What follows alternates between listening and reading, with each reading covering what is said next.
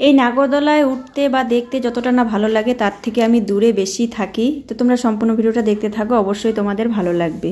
সবাইকে শুভ সন্ধ্যা বন্ধুরা।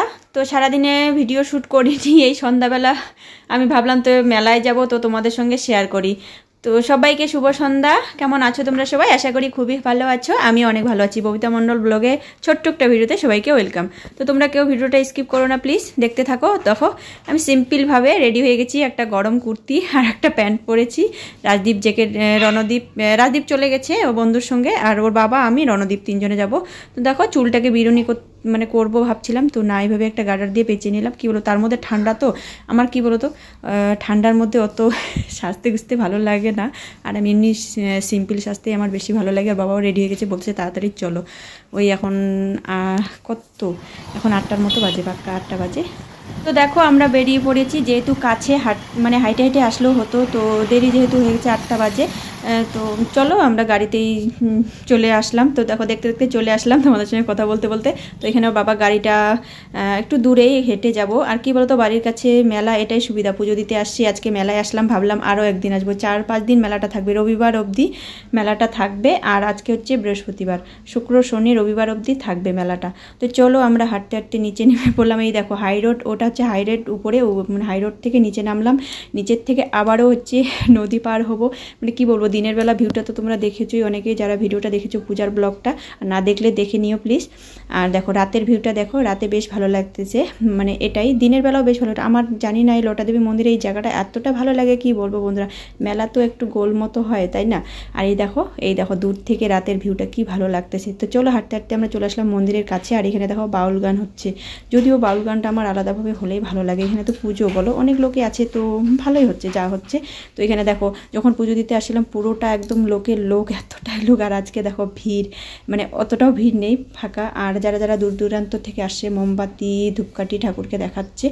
তো যদিও আমরা কিছু দিইনি, যাই হোক পুজো দিয়েছি, মা সবাইকে ভালো রাখুক, এটাই আর কি। বাড়ির কাছে মন্দির হলে বাড়ির কাছে মেলা, মানে প্রতিদিনে আসলে বেশি ভালো লাগে যদি প্রতিদিন আসতে পারি। যাই হোক পুজোর মধ্যে মানে চন্নামিত খেতে পারিনি, তো আজকে হচ্ছে চন্নামিত নিয়ে মাকে প্রণাম করে চলে গেলাম আমরা মেলায়। তো এই দেখো চারপাশটা একটু দেখিয়ে দিলাম তোমাদেরকে, অতটাও ভিড় নেই। আর আসলে এতটা জায়গা না, মানে এদিকে ওদিকে সব জায়গায় লোক ছড়িয়ে আছে, এই জন্য এরকম মনে হচ্ছে। আর এই দেখো মেলায়, মোটামুটি মেলায় ভালোই ভিড়। আর মেলায় ঢুকেই রণদীপের বায়না, এই মানে কি বলে, মেলায় ঢুকতে না ঢুকতেই রণদীপের বায়না নাগরদোলায় উঠবে। দেখো উঠেও পড়লো, ওর কথা মতো ওর বাবা ওকে উঠিয়ে দিল। আমি তো এইসবের দিক থেকে দূরে। তো দেখো একটুখানি ভিডিও শ্যুট করেছি আমি, এইটুকুনি করাতে বিশ্বাস করো তোমরা বন্ধুরা, হয়তো তোমাদের আমি দেখাতে পারিনি। আমার না প্রচণ্ড মাথা ঘুরছিল আর বমি বমি পাচ্ছিল। ওই যে বললাম এসব মানে ঘোরানো জিনিস দেখলে আমি নিজে কখনো ঘুরতে পারি না, বা এইসব কেউ ঘুরলে না আমার এত মাথা ধরে না, কি বলবো তোমাদের। মাথা ধরলে তখন বমি পায়।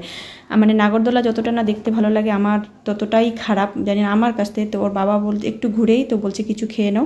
তো ভাবছিলাম ঠান্ডার মধ্যে ফুচকা খাবো না, তো এখানে সবাই মিলে একটা করে এগ রোল খেলাম। আর রণদীপ বলতেছে যে ডিম মামলেট খাবে। তো যাই হোক ওর কথা মতো ওকে ডিম মামলেট দেওয়া হলো। আর আমি, ওর বাবা, রাজদীপ আর ওর বন্ধুর সঙ্গেও দেখা হয়ে গেছিলো, তো সবাই মিলে এগ রোল খেয়ে নিলাম।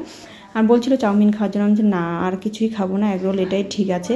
তো দেখো আর মেলার সব থেকে যেটা বড়, সব থেকে আকর্ষণ, মা বাবার জন্য নিয়ে নিলাম গরম গরম জিলাপি। কারণ মেলায় আসবো, জিলাপি খাবো না, নিবো না, তাই কখনো হয় বলো, এটা তো মানে লাগবেই। তো নিয়ে নিলাম মা বাবার জন্য এখানে জিলাপি।